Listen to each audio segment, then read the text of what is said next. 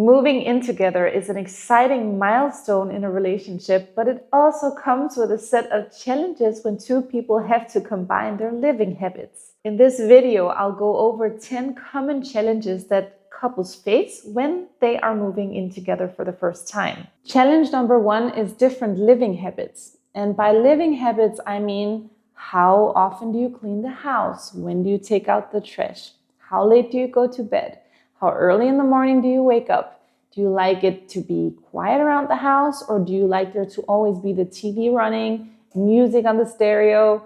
How do you like it in your living space? And a couple may be very different when it comes to these things, even though they have a lot of similarities in other areas.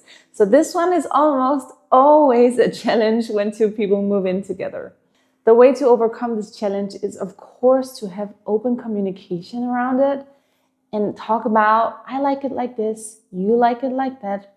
Let's see if we can compromise. Maybe come up with some kind of a schedule in terms of when we clean the apartment and when we take out the trash. Maybe divide up the chores, so each person feel that they're both contributing to the household.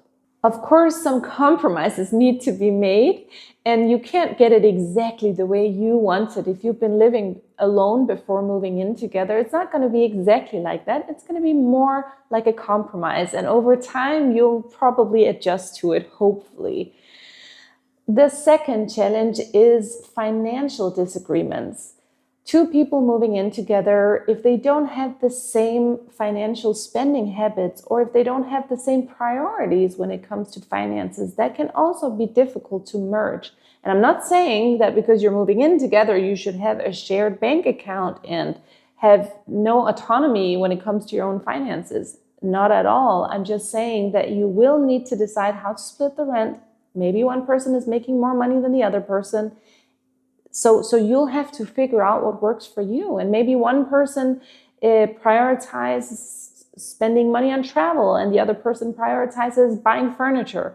So there's got to be some wiggle room there. And it might be challenging, but again, it's something you just have to be open and honest about. And I think it's very important to have a certain level of transparency when it comes to finances, while still maintaining your own independence. You should still be allowed to spend money on whatever you want to spend money on and what's a priority for you in your life, while also maybe having a savings account for the apartment and maintenance of the furniture and whatever practical things need to be done. Challenge number 3, and this one is especially difficult if you or your partner have avoidance tendencies in terms of attachment styles.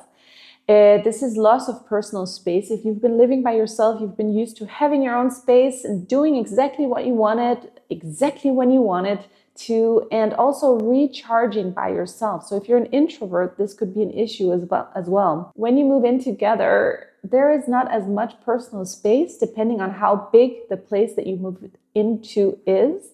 But try to create, either set some boundaries or create some spaces in the house that can feel a little more private.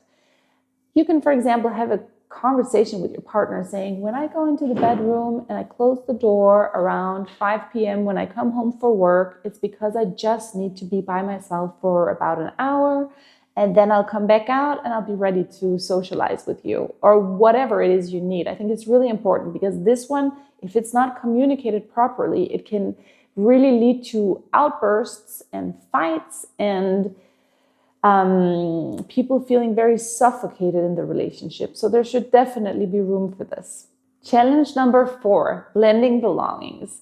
This one may not be a big issue, but sometimes it can be. If you both have a lot of belongings and furniture and whatnot that you are bringing with you to this new home that you're moving into, deciding what should stay and what should go into storage, which sofa do we prioritize to have in the living room, etc. It's also kind of a big deal. So communication, you can see when moving in together in general, communication and managing expectations is super important. Challenge number 5, difference in lifestyle. You may be an extrovert and an introvert together, or just two different people with different desires when it comes to socializing. So one person may just enjoy having a lot of friends over all the time, and the other person may really want their space and just not want to have company that often. Again, this is just a place where you gotta compromise. There's no way to enforce things to be the way you want them to be. You have to try and understand where your partner is coming from. Even though you don't feel that way, it is valid that they feel that way, and you need to be a little bit open to that.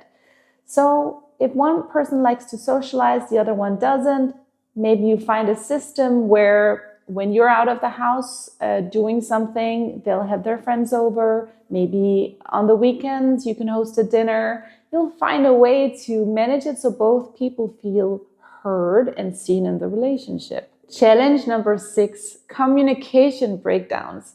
When you move in together, there will be a lot of unresolved issues that will come to the surface, because when you were living separately, you could hide parts of yourself. Both of you could.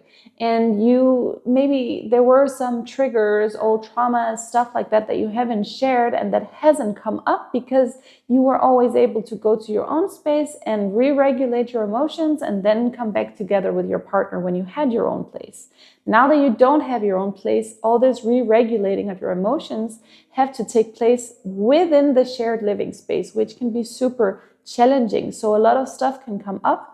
And try not to take it out on your partner. Try to find a way to still have the space to re-regulate by yourself, let's say in the bedroom and the other person is in the living room. Or even if you have to sit in the bathroom and in the shower and re-regulate. If you just find a way to still not take these triggers out on your partner, and always make sure that you're regulated before you have a conversation. Challenge number 7, adjusting to shared decision making. That can be really difficult. If you're used to making all the decisions by yourself, now suddenly there's someone else and their feelings have to be taken into consideration as well. If you're used to living with other people, if you've been living in co-living spaces, this is probably something that you're more adjusted to, or if you grew up in a household with a lot of siblings.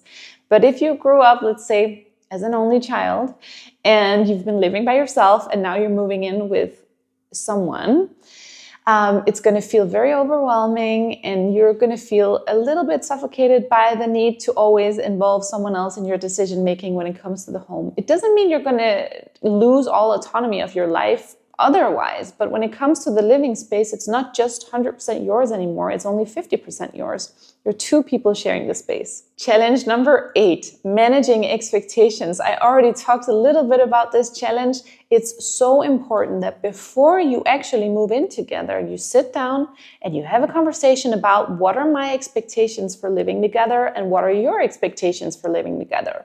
Because what often happens is that both parties have unrealistic expectations as to how it's actually going to be. They think it's going to be smooth. They think there's going to be no problems. They're anticipating nothing to go wrong. You shouldn't be that naive. Something will go wrong, and there will be fights and there will be disagreements. And that's okay. That's normal. That's not a deal breaker. It's actually part of it. So try and have a realistic conversation about what could go wrong and how you're going to handle these challenges as they come up along the way. Challenge number 9. Balancing independence and togetherness. When you move in together as a couple, it can be really easy just to merge into each other's spaces and become this couple who does everything together all the time, and then you completely lose your independence. But that's actually not good for the relationship. It's good for the relationship if you still have some things that you're passionate about that you still do, and they still have some things that they're passionate about that they still do. They still hang out with their friends, you still speak to your friends. And of course, when you were living alone, your friends could come visit you just to hang out with you. Now when your friends come visiting you, your partner will be there too. So if you want alone time with your friends, you can go to their houses, you can go to a restaurant, you can go for a walk. Try to see if you can still find that independence. Challenge number 10, conflict resolution. Because you're now living together, there will be more fighting. Just because of the fact that you're spending more time together and you're in each other's spaces all the time.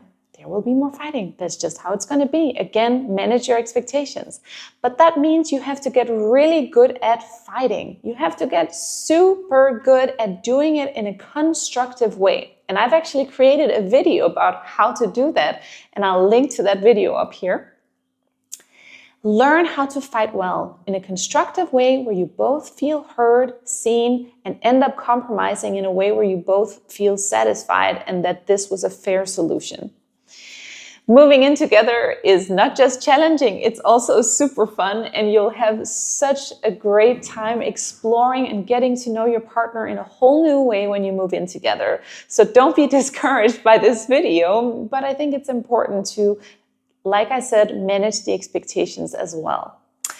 If you're about to move in with your partner, I wish you the best of luck. If you like this video, please like it and subscribe to my channel, and I look forward to seeing you again soon.